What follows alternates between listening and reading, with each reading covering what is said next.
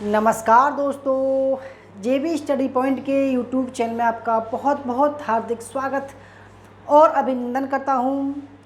तो दोस्तों, NTA net history practice set 230 लेकर हाजिर हूं आपके सामने। महामाराथन क्लास है। तो फ्रेंड्स, हमारा उद्देश्य है अब की बार नेट जेआरएफ और आपके पास में इस बार विजेता बनने का ऑफ़र है। बहुत शानदार सुनहरा मौका। दोस्तों, हमारी जो क्लास होंगी वो लगातार 15 दिन चलेंगी। ठीक है, लगातार 15 दिन। तो दोस्तों, शुरू करते हैं क्लास को। और आपको ये देखना है कि भाई आप कितने पानी में अपनी तैयारी का आकलन करना है। ठीक है, बहुत शानदार शानदार आपके लिए सवाल लेकर आए हैं हम। अगर आपने हमारा चैनल जेबी स्टडी पॉइंट अभी तक सब्सक्राइब नहीं किया तो दोस्तों प्लीज़ सब्सक्राइब कर लीजिएगा। उसके पास में जो बेल आइकन है उसको प्रेस कर लीजिएगा, जिससे कि आने वाली नई वीडियो का नोटिफिकेशन पहले मिल सके। वीडियो को लाइक और शेयर जरूर कीजिएगा। तो दोस्तों, आपको ये देखना है कि भाई आप कितनी तैयारी हो चुकी है, कितने पानी में हो, कितना आपका परसेंटेज आ रहा है। ठीक है, हमारा ऐप है दोस्तों, यहाँ पर आप हमारी क्लास कर सकते हो फ्री ऑफ कॉस्ट। और जेबी स्टडी पॉइंट का टेलीग्राम ऐप है, इसको भी आप चला सकते हो, इससे भी आप जुड़ सकते हो। दोस्तों, डेमो क्लास के लिए यहाँ पर है और पेपर 1 की क्लास भी चलती है यहाँ पे। और हमारे देखो रेगुलर 3 कोर्स हैं। पहला कोर्स है नेट हिस्ट्री का 3000 रुपये का है, जिसमें फुल कोर्स है PYQ सहित। 1 साल का 4000 रुपये का है PYQ सहित। तो देखो, theory, practice set, mock test, PYQ, paper 1 और 30,000 सवाल इतिहास के मिलेंगे आपको। लाइफ टाइम का कितना है? 5,000 रुपये में दोस्तों। ठीक है, और सफलता की गारंटी है। तो शुरू करते हैं बिना किसी देरी के। तो सभी लाइक कर दीजिएगा दोस्तों, सेशन को शेयर कर दीजिएगा, जिससे कि ज़्यादा से ज़्यादा स्टूडेंट हमसे कनेक्ट हो सकें। तो फ्रेंड्स, पहला सवाल आपके सामने है। क्वेश्चन नंबर 1 दिखाई दे रहा होगा आपको, एक बार चेक कर लूँ। हाँ, दिखाई दे रहा है। पहला सवाल आपके सामने है, क्वेश्चन नंबर 1। प्राचीन भारतीय समाज के मध्यकालीन समाज में बदलने के कारणों के संदर्भ में निम्नलिखित में से कौन सा कथन सत्य है? दोस्तों, हमारे जो सवाल होंगे आपको सोचने पर मजबूर ज़रूर करेंगे। ऐसा नहीं है, बिल्कुल सिंपल सवाल हम नहीं लाते हैं, क्योंकि नेट का जो एक लेवल है वो काफ़ी स्टैंडर्ड है। ठीक है, अगर दोस्तों मैं आपको 1 लाइनर सवाल लाऊं या ग्रुप डी जैसे सवाल लाऊं तो दोस्तों आपके साथ में इंसाफ़ी नाइंसाफ़ी होगी। ठीक है, अगर हम क्लास ला रहे हैं दोस्तों पब्लिक मोड में, तो आपके लिए कुछ ऐसा कंटेंट लाएंगे जिससे कि आपका भी भला होगा। तो आपके सामने 3 ऑप्शन है, पहला, दूसरा, तीसरा, और आपको 20 सेकंड का समय दिया जा रहा है। हर एक सवाल में 20 सेकंड का समय है। कमेंट करने के लिए कमेंट कीजिएगा। ठीक है,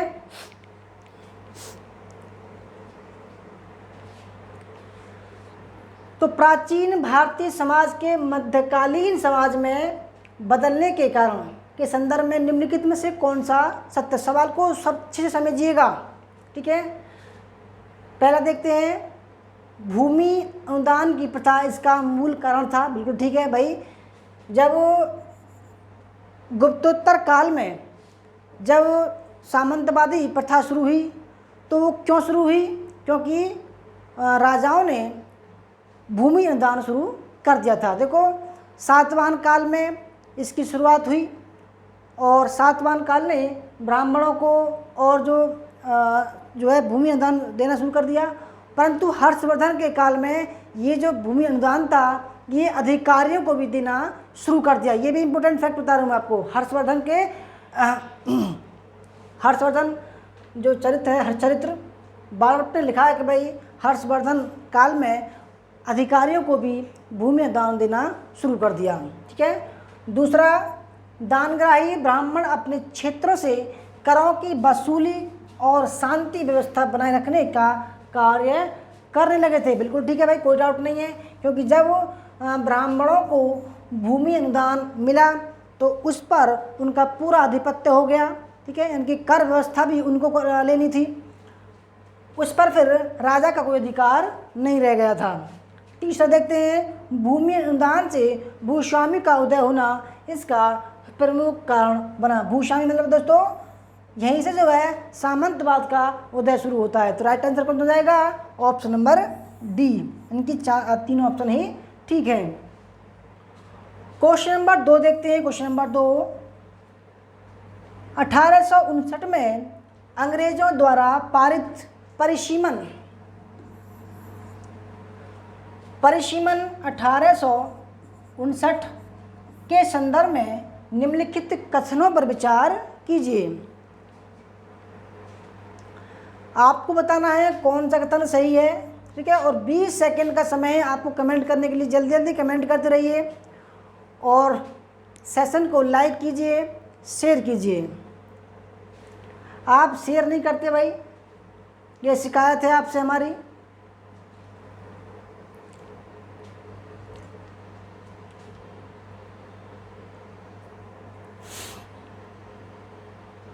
(1859) में परिसीमन कानून आया था, ठीक है। तो पहला देखते हैं, ऋणदाता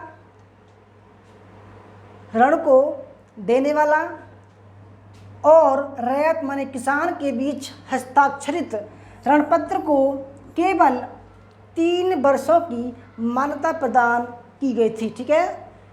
यानी कि तो इस जो परिसीमन कानून था इसके अंतर्गत जो ऋण देने वाला और जो ऋण लेने वाला जो किसान था उनके बीच में हस्ताक्षरित हुआ ऋणपत्र पर, जिससे कि जो है वो 3 वर्षों तक मान्यता मिल गई। दूसरा, इसका उद्देश्य बहुत समय तक ब्याज को संचित होने से रोकना था। ये भी ठीक है दोस्तों, यानी कि ऑप्शन नंबर इसका सी राइट आंसर हो जाएगा, ठीक है। 57 के बाद में ये कानून आया था। क्वेश्चन नंबर 3 देखते हैं। क्वेश्चन नंबर 3, लॉर्ड बेलीजली द्वारा की गई सहायक संधि की शर्तों के संदर्भ में निम्नलिखित कथनों पर विचार कीजिए। भाई आपको बताना है कौन सा कथन सही है। लॉर्ड बेलीजली की सहायक संधि सबसे पहले, ठीक है, हैदराबाद ने 1799 में इसको अपनाया था। इसके तहत जो एक रेजिडेंट था वो राज्य में रखना पड़ता था, ठीक है। उसके कई कारण थे। तो 20 सेकंड का समय है आपको कमेंट करने के लिए। जल्दी जल्दी कमेंट करते रहिए, सवाल का लेवल देखिए, ठीक है। और भाई अगर आपको लगता है कि भाई इस लेवल अच्छा है तो आप हमारे क्रैश कोर्स को ज्वाइन कर सकते हो, जहाँ पर आपको 30,000 सवाल मिलेंगे ऐसे ही, ठीक है। और प्रैक्टिस सेट मिलेंगे, मॉक टेस्ट मिलेंगे, PYQ फुल कोर्स मिलेगा और पेपर 1 का फुल कोर्स मिलेगा, ठीक है। जहाँ पेपर 1 के लिए आपको 5000 सवाल मिलेंगे। देखो आर्या पार कर दो, लास्ट मोमेंट है, लास्ट क्षण है आपके एग्ज़ाम का, ठीक है। ऐसा मौका कभी नहीं मिलेगा क्योंकि अब की बार 12% बच्चे पास होंगे, वरना हर बार जो है 6% बच्चे पास होते हैं। पहला देखते हैं, ठीक है। तो पहला देखते हैं, पहला है अंग्रेज अपने सहयोगियों की बाहरी और आंतरिक चुनौतियों से रक्षा करेंगे। भाई जब सहायक संधि हो गई तो बेलीजली ने कहा कि भाई ये जो सहायक संधि है यानी कि कोई राज्य है बाहरी और अंग्रेज जो आंतरिक है उनसे हम रक्षा करेंगे, ठीक है। क्योंकि हमारा जो रेजिडेंट है उसके माध्यम से सब कुछ करना पड़ेगा आपको। यानी कि अगर किसी बाहरी राज्य से आपको लड़ाई करनी है तो हमारे रेजिडेंट को बताना पड़ेगा। अगर आंतरिक को लड़ाई करनी है तो यानी कि हर एक काम जो है, ज़्यादातर काम हमारे रेजिडेंट से करना पड़ेगा। दूसरा, सहयोगी पक्ष अंग्रेज़ों की अनुमति के बिना युद्ध तो कर सकता था किंतु संधि नहीं। दोस्तों देखो, ना तो युद्ध कर सकता था और ना ही संधि कर सकता था, ठीक है। यानी कि ये ऑप्शन पूरा गलत हो जाएगा। तीसरा, सहयोगी पक्ष के भू क्षेत्र में एक सैनिक टुकड़ी तैनात रहेगी। यानी कि दोस्तों रेजिडेंट के साथ साथ में एक अंग्रेजी सैनिक टुकड़ी को भी रखना होता था और उसका जो खर्च है वो उस राज्य का राजा या बादशाह उठाता था, ठीक है। और जो रेजिडेंट था उसका भी जो वेतन था वो राज्य को उठाना पड़ता था। ठीक है, तो कौन सा ठीक हो जाएगा? तीसरा और पहला, यानी कि ऑप्शन नंबर सी इसका राइट आंसर हो जाएगा। क्वेश्चन नंबर 4 देखते हैं। निम्नलिखित कथनों पर विचार कीजिए। भाई आपको बताना है कौन सा कथन सत्य है। ठीक है, और हर एक बार की तरह इस सवाल में भी आपको 20 सेकंड का समय है कमेंट करने के लिए।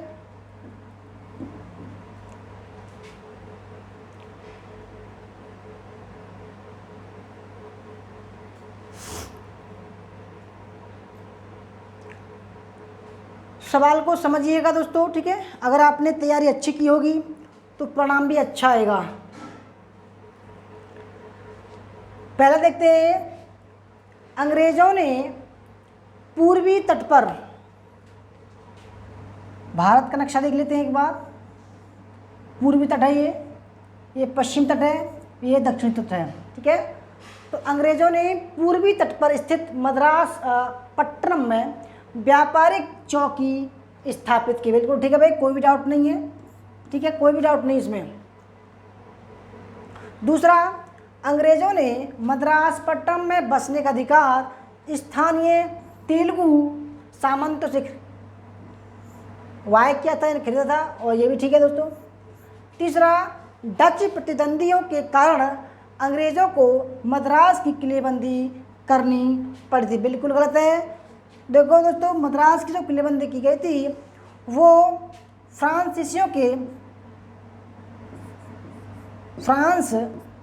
की सेना के कारण करनी पड़ी थी, ना कि डचों की। तो कौन सा ठीक हो जाएगा? ऑप्शन नंबर 14 का बी राइट आंसर हो जाएगा।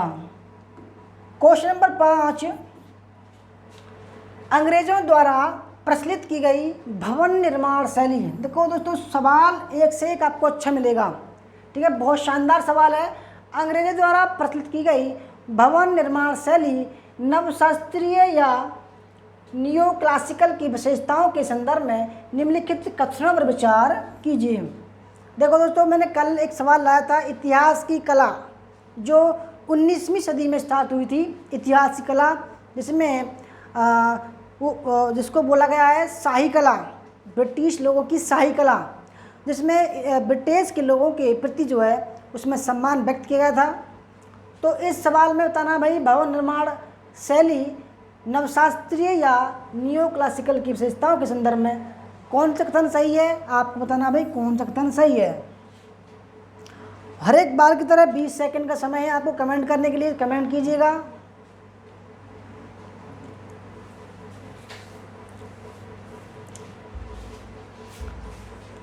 क्वेश्चन नंबर 5 आपके सामने है।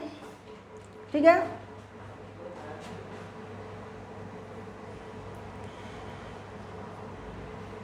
तो पहला देखते हैं, इसमें सजावट के लिए फूल पत्तियों के चित्रों के निर्माण पर अधिक बल दिया गया था। दोस्तों, ये जो फूल पत्ती वाला मैटर है ये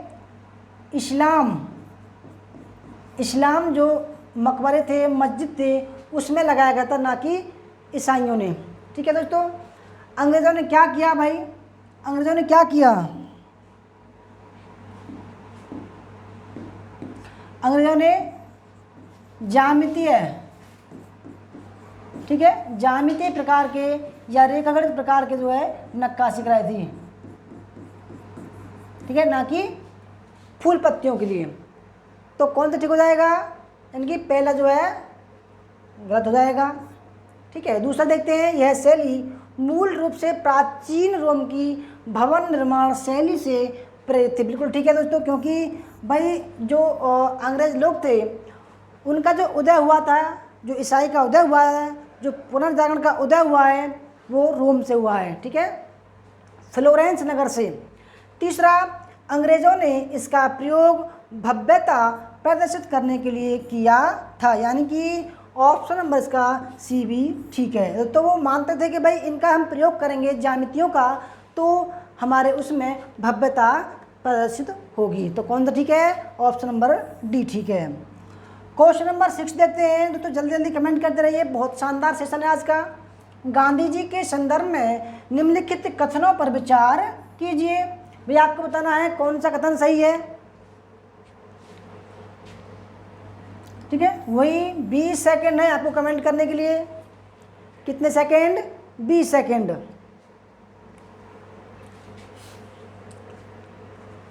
गांधी जी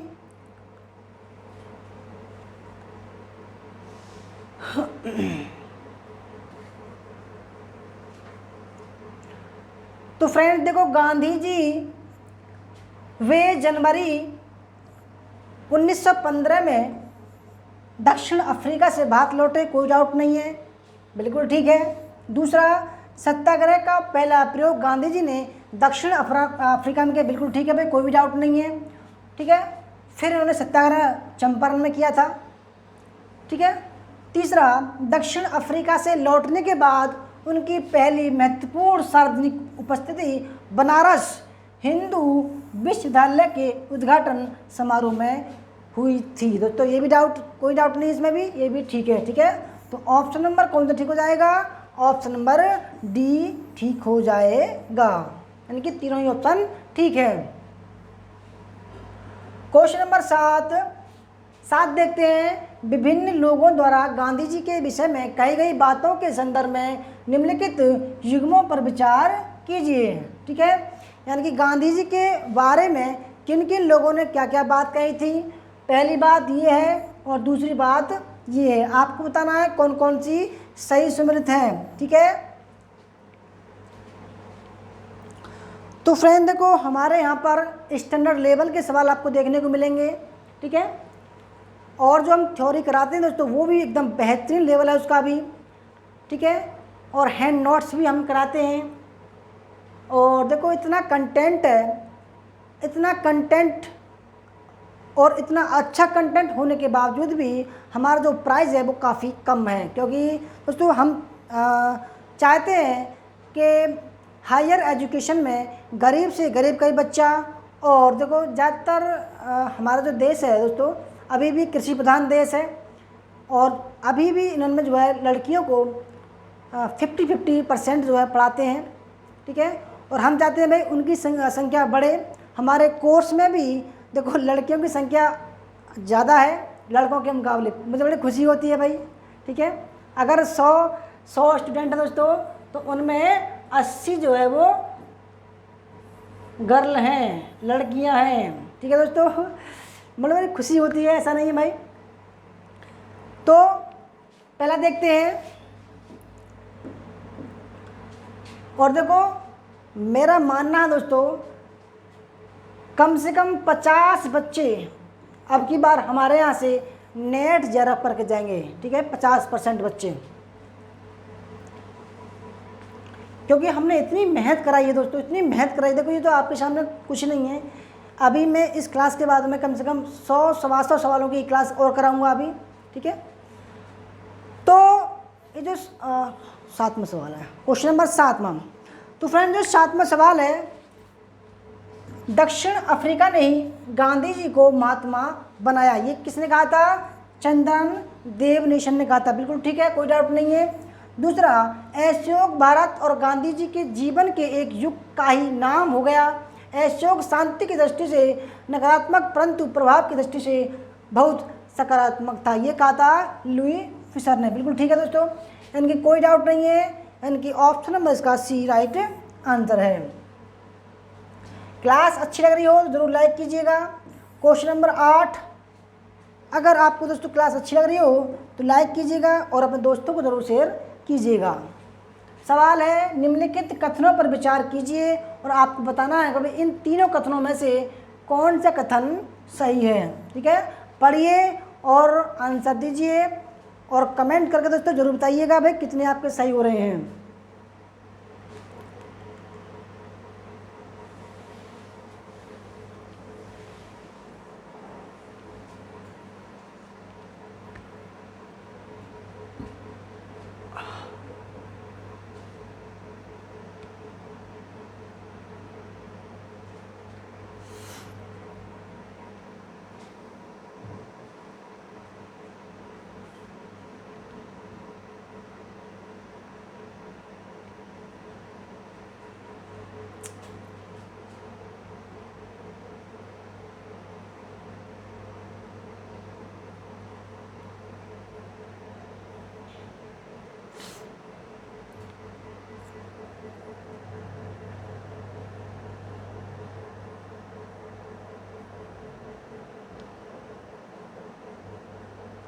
तो फ्रेंड्स पहले देखते हैं मोहम्मद अली जिन्ना उग्रवादी विचारधारा, जबकि गोपाल कृष्ण गोखले उदारवादी विचारधारा के समर्थक थे। देखो ये जो है गोपाल कृष्ण गोखले उदारवादी बिल्कुल ठीक है, परंतु जो मोहम्मद अली जिन्ना थे दोस्तों ये शुरुआत में उदारवादी थे ना कि उग्रवादी, ठीक है, इसलिए पहला गलत हो जाएगा।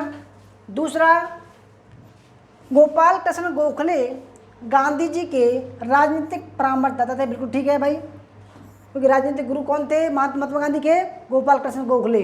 दूसरा, गोखले ने गांधी जी को 1 वर्ष तक ब्रिटिश भारत की यात्रा करने की सलाह दी, जिससे कि वे भारत और यहाँ के लोगों को जान सकें। देखो तभी तो उन्होंने भाई पूरा भारत भ्रमण किया था। तो ऑप्शन नंबर तीसरा भी सही है, यानी कि कौन सा ठीक है? ऑप्शन नंबर सी ठीक है। देखो आप सोच रहे होंगे भाई पहला ठीक है, परंतु दोस्तों देखो मोहम्मद अली जिन्ना जो थे वो शुरुआत में जो है उदारवादी थे, परंतु धीरे धीरे उनमें कट्टरता का जो है समावेश होने लगा। फिर उन्हें क्या क्या कहती है भाई कि हिंदुस्तान और पाकिस्तान अलग होगा, तभी जो है बात बनेगी। क्वेश्चन नंबर 9, निम्नलिखित कथनों पर विचार कीजिए। आपको बताना है कौन सा कथन सही है, ठीक है, आपको बताना है कौन सा कथन सही है।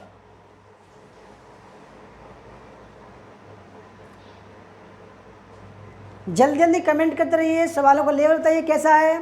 अगर लेवल अच्छा है तो यस कीजिए, ठीक है दोस्तों, मतलब ये कैसा है। अगर हाई लेवल है तो हाई लिख देना, और नॉर्मल है तो नॉर्मल लिख देना, मीडिएटर है मतलब बीच का है तो मीडियम लिख देना। बताओ ज़रूर भाई कैसा हमारा कंटेंट है और कैसा आपको लग रहा है। तो पहले देखते हैं, सविनय अवज्ञा आंदोलन पहली ऐसी राष्ट्रवादी गतिविधि थी जिसमें महिलाओं ने भी बढ़ चढ़कर हिस्सा लिया था। बिल्कुल ठीक है भाई, क्योंकि सविनय अवज्ञा जो आंदोलन था 1930 में शुरू हुआ था, ठीक है, जब गांधी जी ने नमक कानून तोड़ा 6 अप्रैल को 1930, क्योंकि 12 मार्च 1930 में दोस्तों उन्होंने दांडी यात्रा शुरू की 1930 में, और 6 अप्रैल को नमक हाथ में लेकर कानून बनाकर तोड़ दिया, ठीक है, कानून तोड़ दिया। दूसरा देखते हैं, कांग्रेस ने प्रथम गोलमेज सम्मेलन में भाग लिया था। बिल्कुल गलत है दोस्तों, क्योंकि कांग्रेस ने दूसरे वाले में भाग लिया था, ना कि पहले वाले में। जब गांधी इरविन समझौता हुआ था दोस्तों, तब जो है इनको मनाया गया था कि भाई कांग्रेस को जो है गोलमेज सम्मेलन में भाग लेना चाहिए। तीसरा, 1935 के गवर्नमेंट ऑफ इंडिया एक्ट में सीमित प्रतिनिधित्व शासन व्यवस्था का आश्वासन दिया गया था, ठीक है, तो ये भी ठीक है भाई। और फिर जो जवाहरलाल नेहरू ने कहा था कि भाई 1935 का जो अधिनियम है वो रद्दी की टोकरी में डालने लायक है, ठीक है, तो ऑप्शन नंबर कौन सा ठीक हो जाएगा? सी, यानी कि पहला और तीसरा ठीक हो जाएगा। और देखो 1935 में तो क्या क्या हुआ, केंद्र में द्वैध शासन स्थापित हुआ और प्रांतों में द्वैध शासन को ख़त्म कर दिया गया, और इसके अकॉर्डिंग जो है 1937 में चुनाव हुए, ठीक है, 1 अप्रैल 1935 को आरबीआई की स्थापना हुई, ठीक है, और एक सर्वोच्च न्यायालय की स्थापना हुई, तो काफ़ी ज़्यादा मात्रा में। और फ्रेंड्स लगभग जो है इसी का जो प्रारूप है वो संविधान को माना गया है, कुछ अंश लिए गए हैं, ठीक है। क्वेश्चन नंबर 10 देखते हैं, लखनऊ समझौते के संदर्भ में निम्नलिखित कथनों पर विचार कीजिए। तो दोस्तों आपको बताना है कौन सा कथन सही है। अगर आपके सवाल अच्छे जा रहे हैं तो आप ये समझिएगा भाई आपको कोई नहीं रोक रहा है नेट जेआरएफ करने से, क्योंकि अब की बार नेट जेआरएफ पर दोस्तों हमारे जो बैच के हैं, हमारे जो कोर्स ले रखा है उन्होंने, उनको तो भाई मैं इतना खुश हूँ कि अगर दोस्तों देखो इतनी मेहनत करवा रहा हूँ, इतनी परिपक्व हो चुके हैं, 100 में से भी 99 सवाल ठीक कर रहे हैं। देखो आप ये देखो कि ऐसे ऐसे सवाल 100 में से 99 सवाल ठीक कर रहे हैं, ठीक है। मुझे इतनी खुशी है कि भाई बताओ यार, मतलब मुझे विश्वास नहीं होता कि भाई इतना कैसे ठीक कर सकते हैं। देखो दोस्तों, सबसे पहले मैंने थ्योरी कराई, फिर प्रैक्टिस सेट शुरू कराया टॉपिक वाइज, फिर मैंने पूरी एंशंट के प्रैक्टिस सेट कराए, फिर मिडिवल के, फिर मॉडर्न के, फिर मॉक टेस्ट भी कराए हैं, ग्रुप टेस्ट भी कराए हैं, 30,000 सवाल भी कराए हैं, अपलोड भी किए हैं, ठीक है। और दोस्तों फिर जो है आपके सामने प्रैक्टिस सेट, ऐसे प्रैक्टिस सेट भी लगातार करा रहा हूँ और कराए हैं मैंने। तो बड़ी खुशी है। देखो, जिनमें मजुद्दीन जी हैं बंगाल से, विष्णु जी हैं, ठीक है, बंगाल से ही, और कारक नाम, मतलब कारक हैं एक हमारे उसमें ही एक लड़की हैं, वो भी जो है अच्छी पढ़ी लिखी है, ऐसी बात नहीं है। देखो, कर्नाटक से हैं हमारे बैच में, महाराष्ट्र से हैं, गुजरात से हैं, वैशाली चावड़ा जी 100% JRF होगा, विष्णु जी का भी होगा, मजुद्दीन जी का होगा JRF। दोस्तों कम से कम 10 से ऊपर आपकी बार JRF होंगे, ठीक है। जिनमें हमारे बैच में देखो सोने लोहिया जी उत्तराखंड से हैं, है ना, और हिमाचल प्रदेश से भी हैं, और पंजाब से भी हैं, और आपके बिहार से भी हैं, ठीक है, झारखंड से भी हैं। झारखंड की जो स्टूडेंट है वो सबसे ज़्यादा है हमारे में, जिनमें समाजी हैं, ठीक है, शिवाजी हैं, और सायमा जी हैं, ठीक है, और उनकी सहेली, समाजी की सहेली, क्या नाम है उनका, अरे याद नहीं आ रहा चलो सॉरी, उनके लिए मैं याद नहीं आ रहा, लक्ष्मी जी, सॉरी लक्ष्मी जी हैं दोस्तों, ठीक है, बिहार से भी हैं। मोन्टू प्रसाद जी हैं, उनका भी JRF होगा आपकी बार। और देखो हरिंदर जी हैं, ठीक है, सुमन जी हैं हरियाणा से। तो मैं कह रहा हूँ इतनी अच्छी तैयारी करा चुका हूँ मैं कि जिसका कोई जवाब ना। और देखो मध्य प्रदेश से हमारी शिवानी लिटोरिया हैं, उनका 100% लेना दोस्तों JRF होगा आपकी बार, ठीक है। काफ़ी मात्रा में स्टूडेंट हैं जो बहुत मेहनती हैं, मुझे भी फेल कर देते हैं यार, वो तो सच बताऊँ। तो फ्रेंड्स देखो, इसमें 10वां सवाल है, उसमें पहले देखते हैं, ये 1916 में संपन्न हुआ। लखनऊ समझा, बिल्कुल ठीक है भाई, लखनऊ में हुआ। इसके तहत कांग्रेस ने मुस्लिमों के लिए पृथक चुनाव क्षेत्रों को स्वीकार किया, बिल्कुल ठीक है भाई। जब 1909 में जब पार्लियामेंट सुधारों ने जब मुसलमानों को पृथक चुनाव का अधिकार दे दिया, तब कांग्रेस ने जो है मना कर दिया कि भाई हम इनके खिलाफ हैं। परंतु जब लखनऊ समझौता हुआ तो उनमें कांग्रेस ने मुस्लिमों के लिए पृथक चुनाव क्षेत्र को स्वीकार कर लिया, ठीक है।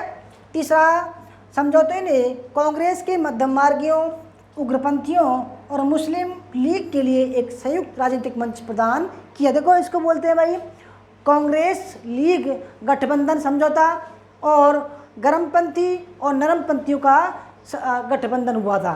तो दोस्तों ये भी ठीक है, ये भी ठीक है, ये भी ठीक है। Option number D right answer हो जाएगा। क्वेश्चन नंबर 11 देखते हैं। क्वेश्चन नंबर 11 है 1946 में संपन्न प्रांतीय चुनावों के संदर्भ में निम्नलिखित कथनों पर विचार कीजिए। कौन सा सही है दोस्तों? हमारे बैच में लगभग 150 के करीब स्टूडेंट हैं, ठीक है, लगभग। और देखो क्रैश कोर्स भी कम से कम 30-40 बच्चों ने जो है ज्वाइन किया है, और 100 के करीब हमारे बैच में हैं। तो दोस्तों लगभग मेरे हिसाब से 50 से बच्चे 50 प्लस में बच्चे पास होना मेरी प्राथमिकता है। मेरा एक सपना है कि भाई 50 बच्चे पास होने चाहिए अब की बार। दीपेंद्र जी बहुत मेहनत कर रहे हैं, ठीक है, हरिंदर जी, देवेंद्र जी, ठीक है, काफ़ी ज़्यादा मात्रा में तो बहुत अच्छी मेहनत कर रहे हैं। और इसलिए मैं भी देखो भाई उनको मैं धोखा नहीं देना चाहता, मैं भी जो है उनके साथ में संग बराबर मेहनत कर रहा हूँ। 1946 में संपन्न प्रांतीय चुनावों के संदर्भ में आपको विचार करना। पहला, गैर मुस्लिम वोट का लगभग 91% जो है कांग्रेस को मिला, बिल्कुल ठीक है भाई। क्योंकि इससे क्या हुआ, देखो जो गैर मुस्लिम थी, जहाँ मुस्लिम आबादी नहीं थी, वहाँ 91% जो है कांग्रेस को मिला, ठीक है। दूसरा, मुस्लिम लीग ने मध्य प्रांत यानी कि मध्य प्रदेश की सभी आरक्षित सीटों पर जीत हासिल की, बिल्कुल ठीक है भाई। कोई डाउट नहीं है। कुल 509 आरक्षित सीटों में से 442 सीटों पर मुस्लिम लीग को विजयी मिली। तो फ्रेंड्स कौन सा ठीक है? ऑप्शन नंबर डी यानी कि सभी ठीक हैं। क्वेश्चन नंबर 12 दोस्तों, आपको हमारा कंटेंट कैसा लग रहा है, सेशन कैसा लग रहा है? अच्छा लगा तो जरूर लाइक कीजिएगा, शेयर कीजिएगा। क्वेश्चन नंबर 12 है, संविधान सभा के चुनाव के संदर्भ में निम्नलिखित कथनों पर विचार कीजिए। आपको बताना है कौन सा कथन सही है।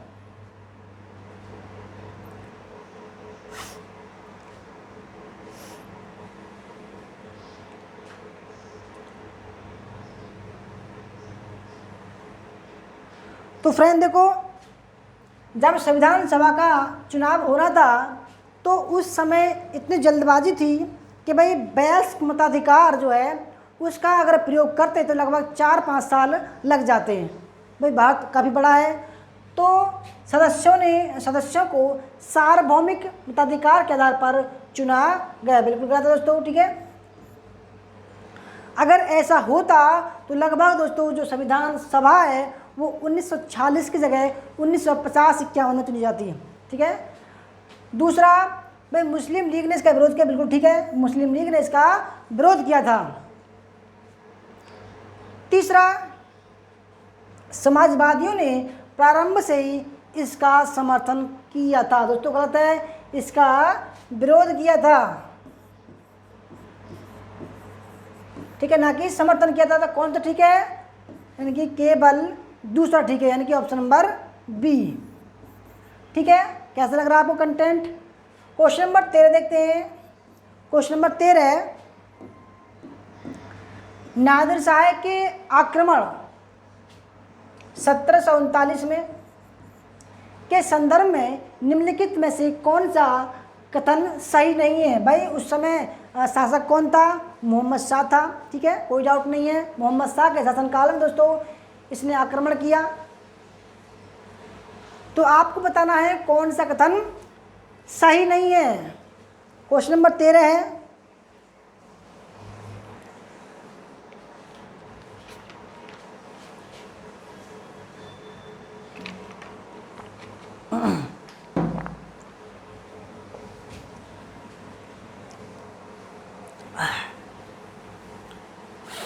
तो फ्रेंड पहले देखते हैं कि भाई जो नादिर शाह था उसने ये जाना भाई व्यापारियों के उससे या राजाओं के मुझसे या दूतों के माध्यम से कि भाई भारत में जो है काफ़ी ज़्यादा मात्रा में धन सोना चांदी है, ठीक है।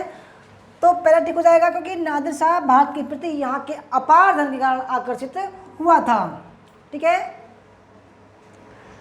भाई देखो जो मामूलनार था, मामूलनार उसने भी कहा है कि भाई जो नंदों का जो धन है वो काफ़ी ज़्यादा मात्रा में है, ठीक है। क्योंकि एक मगध का राजा था, उसकी पत्नी कहती है कि भाई ये बताओ महाराज कि तुम आजकल मेरा ध्यान क्यों नहीं कर रहे हो? मुझे ऐसा लगता है कि तुम्हें मुझसे ज़्यादा नंदों के धन पर ज़्यादा फोकस है, प्यार हो गया उनसे। तो ऐसा दूसरा देखते हैं, मुग़ल फ़ौजों से उसका मुकाबला फरवरी 1739 में करनाल में हुआ था। बिल्कुल ठीक है भाई, कोई दिक्कत नहीं है। भाई जब करनाल में हार गए तभी जो दिल्ली आया था वो। भारत में लूट से प्राप्त धन के कारण उसने अपने राज्य ईरान में 3 सालों तक कोई कर नहीं लगाया। बिल्कुल ठीक है भाई, कोई बात नहीं। तो 7 दिन तक लगातार दिल्ली को उसने लूटा। उसने कहा भाई कर दो, लूट मार कर दो, कत्लेआम कर दो। चौथा, उसने शाहजहाँ के रत्न जड़ित मयूर सिंहासन को नष्ट कर दिया और प्रसिद्ध कोहिनूर हीरा अपने साथ ले गया। दोस्तों उसने कोई भी चीज़ नष्ट नहीं की। और देखो उसने मयूर सिंहासन और कोहिनूर जो हीरा है दोनों को साथ ले गया था, ना कि उसने नष्ट किया था। तो कौन सा गलत हो जाएगा? ऑप्शन नंबर डी, ठीक है। क्वेश्चन नंबर 14, क्वेश्चन नंबर 14 देखते दोस्तों आपकी बार। 14, निम्नलिखित कथनों पर विचार कीजिए। आपको बताना है कौन सा कथन सत्य है।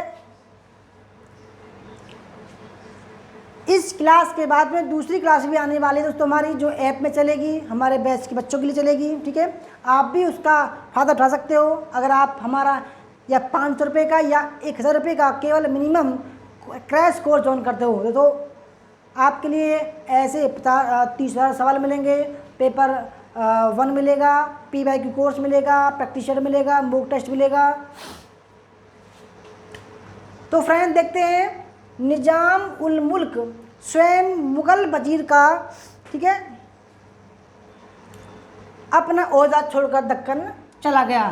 तो देखो, जो निजामुल मुल्क था, ठीक है, उसने क्या किया भाई, जब मोहम्मद शाह था तो मोहम्मद शाह के पहले भी जो शायद बंधु थे, उसको निजामुल मुल्क को ऐसा लगा भाई ये जो दरबार है ये मेरे लायक नहीं है, क्योंकि मेरी बात को सुनता नहीं है, अपने अपनी धांगते हैं, ठीक है, अपने भी चलाते हैं लोग बाग, कोई किसी की नहीं सुनता है, मतलब ही दुनिया हो गई है।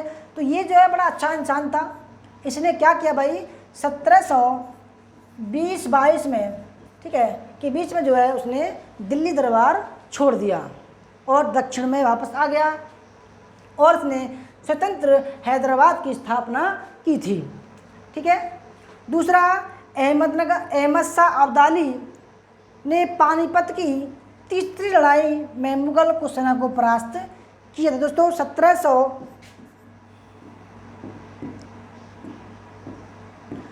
देखो, पानीपत की तो तीसरी लड़ाई थी 1761 में, किसके बीच में, मराठों और अब्दाली के बीच में हुई थी, जिसमें मराठों की बुरी तरह हार हुई थी। तो कौन सा ठीक हो जाएगा, केवल फर्स्ट राइट आंसर हो जाएगा। क्वेश्चन नंबर 15 सवाल देखते हैं। निम्नलिखित कथनों पर विचार कीजिए। आपको बताना है उपयुक्त दोनों कथन में से किस शासक से संबंधित है। जल्दी जल्दी कमेंट करते रहिए दोस्तों। एक बार चेक कर लूँ भाई क्लास सही चल रही है नहीं चल रही है। हाँ सही चल रही है, बिल्कुल कोई डाउट नहीं है।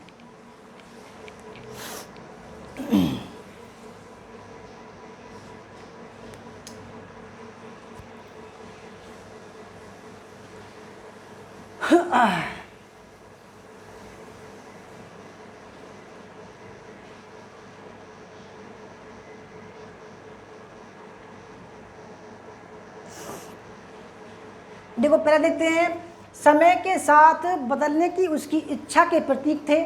बिल्कुल ठीक है भाई। क्या थे, एक नए कैलेंडर को लागू करना, बिल्कुल ठीक है भाई। सिक्का ढलाई की नई प्रणाली काम में लाना तथा माप तौल के नए पैमानों को अपनाना किसने किया था, याद आया कुछ? हैदर अली के बेटे ने, टीपू सुल्तान ने। दूसरा देखते हैं, उसकी एक अत्यंत प्रिय उक्ति थी जब श्रीरंगपट्टम के दुर्ग पर दोस्तों 1799 में, ठीक है, लॉर्ड वेलेस्ली और टीपू सुल्तान के बीच में युद्ध हो रहा था, तो उसने सहायक संधि को मानने से इनकार कर दिया था, तभी तो आक्रमण हुआ था। तो फ्रेंड्स, जब उसने कहा था कि भाई, उसको लगा कि भाई अब मैं जिंदा नहीं बचूंगा और मैं आत्मसमर्पण नहीं करूंगा, तब उसने कहा था भाई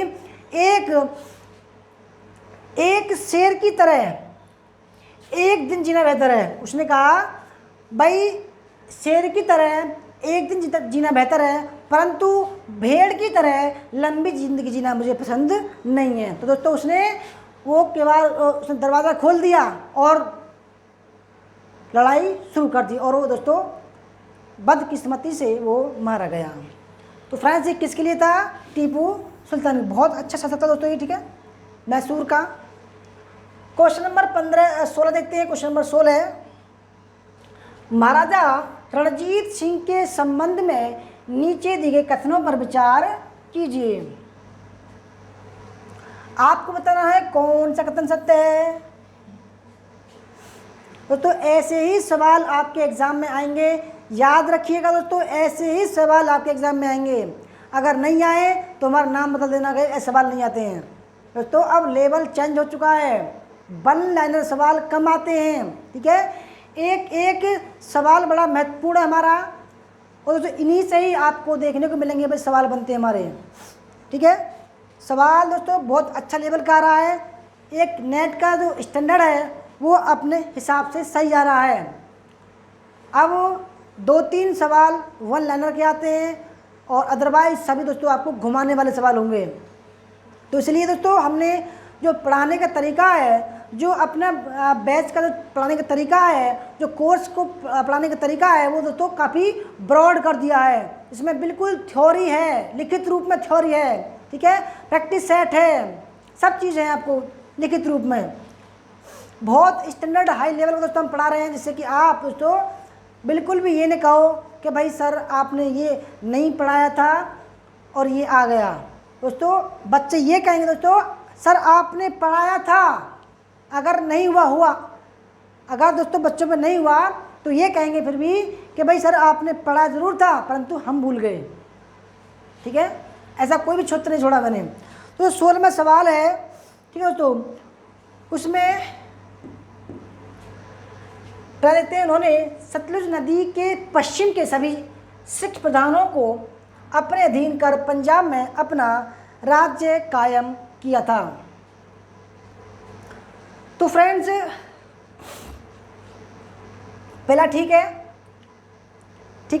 क्योंकि देखो ये भारत का नक्शा है, यहाँ पर जो है सतलुज नदी है और इसके पश्चिम में लाहौर पड़ता है।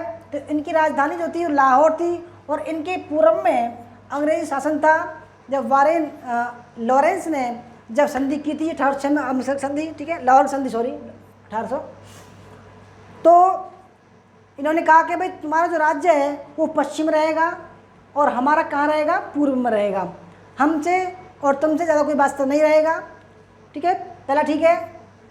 दूसरा, इन्होंने जीते हुए क्षेत्रों में मुगल राजस्व व्यवस्था के स्थान पर एक नई व्यवस्था आरंभ की थी। दोस्तों बिल्कुल गलत है, क्योंकि इन्होंने उस व्यवस्था में जो 50% की व्यवस्था थी, 1/2 की व्यवस्था थी, उसमें कोई भी परिवर्तन नहीं किया था। और यहीं से दोस्तों इन्होंने राखी व्यवस्था भी शुरू किया था, क्योंकि इन्होंने क्या किया था, जो 14 के करीब जो है सिख मिसल थे, इन्होंने सबको एक कराया और राखी व्यवस्था की शुरुआत की कि भाई आज से हम जो है वो भाई भाई हैं और अपने के लिए हम जान भी दे सकते हैं, ठीक है। तो इन्होंने जो साथ खाना शुरू किया। तीसरा देखते हैं, इनकी फौज में केवल सिख लोग ही शामिल थे, बिल्कुल गलत है। तो इनकी फौज में देखो फ्रांसीसी थे, ठीक है, हिंदू थे, मुस्लिम थे और सिख भी थे। तो दोस्तों तीसरा भी गलत हो जाएगा, यानी कि option number A right answer हो जाएगा। क्वेश्चन नंबर 17, निम्नलिखित कथनों पर विचार कीजिए, आपको बताना है कौन सा कथन सत्य है। जल्दी जल्दी कमेंट करते रहिए, बहुत शानदार सेशन है आज का।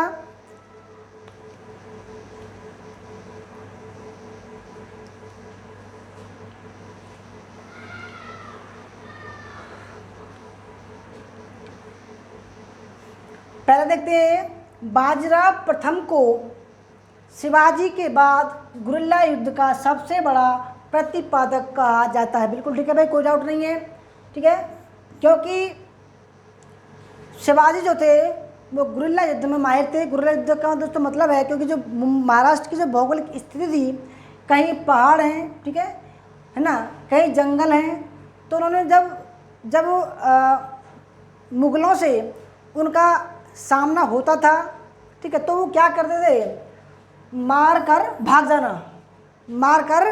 जाना, पहाड़ों में छुप जाना या जंगलों में भाग जाना। यानी कि दोस्तों उन्होंने लगातार युद्ध नहीं किया, इसको बोलते हैं छद्म युद्ध या गुरिल्ला, मार कर भाग जाना। तो जो बाजीराव प्रथम थे, ये जो पेशा बने 1720 से 40 तक बने, ठीक है।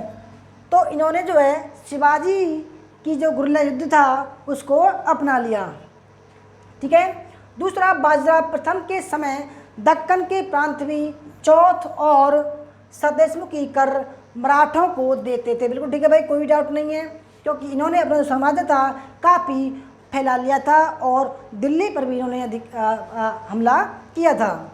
तीसरा, बाजीराव प्रथम ने पुर्तगालियों के पश्चिमी तट के इलाकों को भी अपने कब्जे में कर लिया था। दोस्तों ये गलत है, क्योंकि उन्होंने पश्चिमी इलाकों को अपने कब्जे में नहीं किया था, क्योंकि पश्चिमी इलाकों में जैसे कि गुजरात रहा, गोवा रहा, तो वहाँ पर जो है पुर्तगालियों का शासन था, इसलिए उसको वो नहीं मिला सके। तो कौन सा ठीक हो जाएगा? Option number first right answer हो जाएगा, यानी कि पहला और दूसरा। क्वेश्चन नंबर 18 देखते हैं।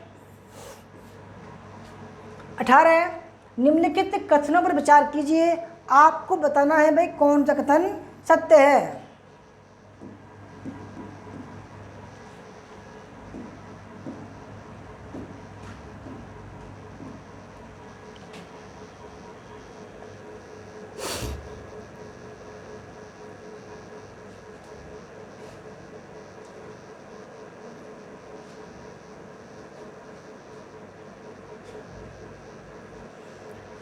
पहला, पुर्तगालियों ने जब गोवा पर अधिकार किया 1510 में, तब कौन था वायसराय?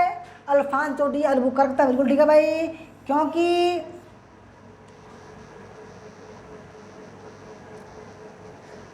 क्या भाई जब था ही तो था, उसमें क्या है। दूसरा, 16वीं सदी के आरंभ में पुर्तगालियों ने फारस की खाड़ी में स्थित हरमुज से लेकर मलाया में स्थित मलक्का तक एशिया के पूरे समुद्र तट पर कब्जा कर लिया था। बिल्कुल ठीक है भाई, क्योंकि जो पुर्तगाली थे, ठीक है, पुर्तगालियों की जो समुद्री ताकत थी वो बड़ी सबसे खतरनाक थी, तो इसलिए उन्होंने जो है पूरे समुद्र पर अपना कब्जा कर लिया था, और उन्होंने ब्लू वाटर पॉलिसी, कार्टाज आर्मिडा का जो है विस्तार किया था, जिसके तहत कोई भी किसी भी देश का, किसी भी साम्राज्य का जहाज जो है उनकी बगैर, यानी उनको कर दिए बगैर नहीं जा सकता था, उनसे जो है परमिशन लेनी पड़ती थी। पहला ठीक है।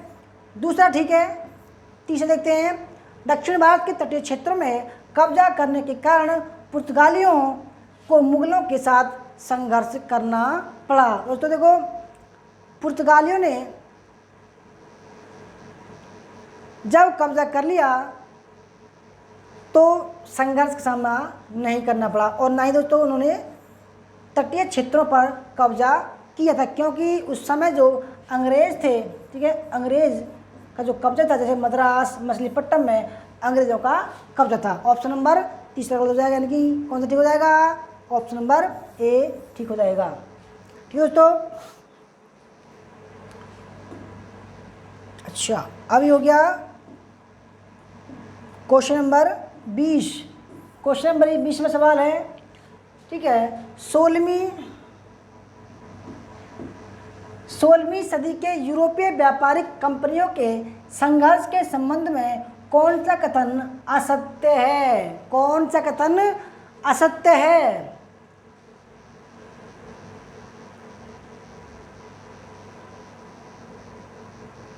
ये सवाल दोस्तों 19वां सवाल है ये, ठीक है, ये 19वां सवाल है।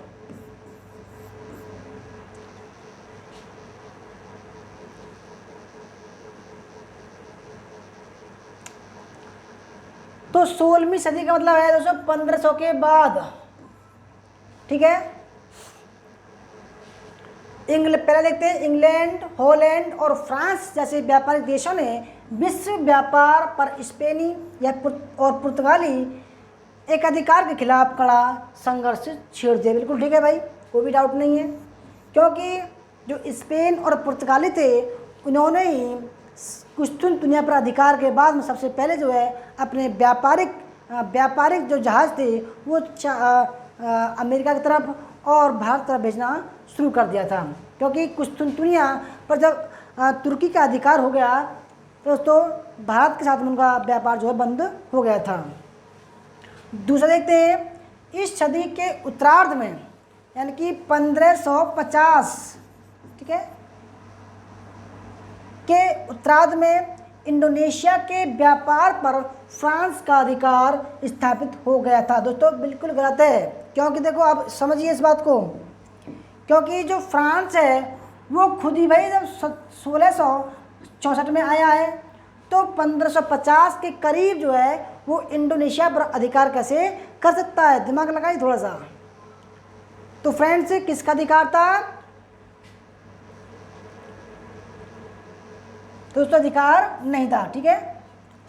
तीसरा, भारत श्रीलंका और मलाया के व्यापार पर अंग्रेजों ने अधिकार जमा लिया, बिल्कुल ठीक है भाई।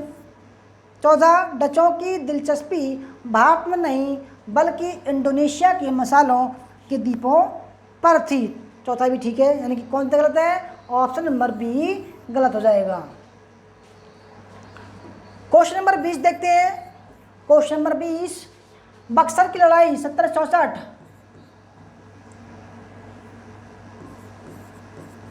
के परिणाम के संबंध में नीचे दिए कथनों पर विचार कीजिए। आपको बताना है कौन सा कथन सत्य है।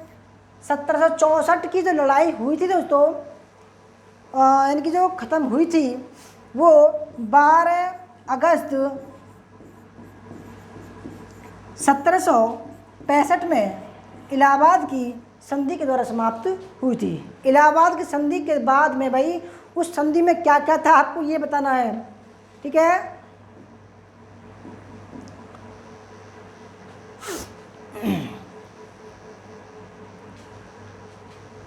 पहले देखते हैं, इस युद्ध ने अंग्रेजों को बंगाल, बिहार और उड़ीसा का निर्विवाद शासक बना दिया, क्योंकि दोस्तों शाह आलम ने क्या किया कि भाई उनको जो है बंगाल, बिहार, उड़ीसा की दीवानी प्रदान कर दी, बिल्कुल ठीक है भाई, कोई डाउट नहीं है। दूसरा, क्लाइव को दोबारा बंगाल का गवर्नर बनाया गया, बिल्कुल ठीक है भाई, क्योंकि उसका शासन अच्छा था, समाजवादी था। तीसरा, अंग्रेजों ने मुगल बादशाह शाह आलम द्वितीय को कोरा, या इसको बोल सकते हैं कड़ा, इलाहाबाद के पास पड़ता है, कड़ा और इलाहाबाद जिले जीत कर दिए थे। और ये किसके उसमें थे दोस्तों, अवध के नवाब से छीनकर ये शाह आलम द्वितीय को दे दिया, और इसको जो है 26 लाख प्रतिवर्ष की पेंशन से तो कानपुर के नज़दीक भेज दिया गया था। तो फ्रेंड्स इसमें कौन सा ठीक हो जाएगा, ऑप्शन नंबर डी। तो दोस्तों ये थी हमारी आज की क्लास। आपको कैसी लगी, अच्छी लगी तो लाइक करना, शेयर करना, और फ्रेंड्स किसी को हमारा क्रैश कोर्स ज्वाइन करना है, ठीक है, क्रैश कोर्स तो 500 रुपये का है, जिसमें और एक 1000 रुपये का है। 1000 में क्या है, 30,000 सवाल मिलेंगे आपको, ठीक है, प्रैक्टिस सेट मिलेंगे आपको व्याख्या सहित, ठीक है, मॉक टेस्ट, ठीक है, और PYQ प्रीवियस ईयर क्वेश्चन व्याख्या सहित प्लस पेपर 1 का फुल कोर्स मिलेगा, जिसमें आपको 5000 सवाल मिलेंगे PDF में। इसमें 15,000 सवाल मिलेंगे इतिहास के,